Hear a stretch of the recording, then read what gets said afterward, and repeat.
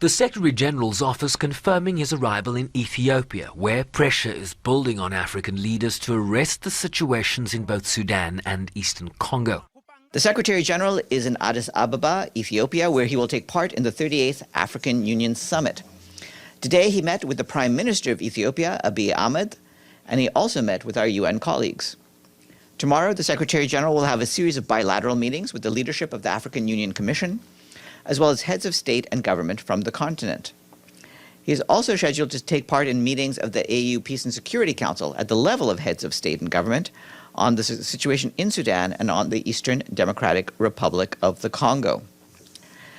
As we mentioned yesterday, the Secretary-General will deliver remarks during the opening session of the African Union Summit on Saturday, and he is also scheduled to hold a press conference at 3 p.m. Addis time that day. For the Coordination of Humanitarian Affairs reports that clashes between the DRC armed forces and M23 rebels continue in South Kivu in eastern Congo, leading to continued displacement. While in North Kivu, the UN and its humanitarian partners are continuing to do assessments while providing emergency relief where security allows.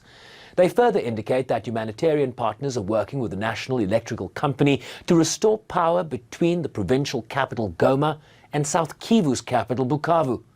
While in Ituri province, north of the Kivus, local authorities report that at least 59 civilians were killed in Jugu by Codeco militants. As an assessment by the World Food Programme points to a surge in the prices of basic foodstuffs in the region, further complicating humanitarian efforts. Near half of the shops remain closed, and the price of essential commodities have surged significantly compared to pre-crisis levels. The price of maize flour, a key staple, has risen by nearly 67%. Meanwhile, the cost of salt has shot up by about 43%, and palm oil increased by 45%. Peanut oil has shot up by 21%, while the cost of rice increased by 17%. With the rising prices, nutrition remains inaccessible for many.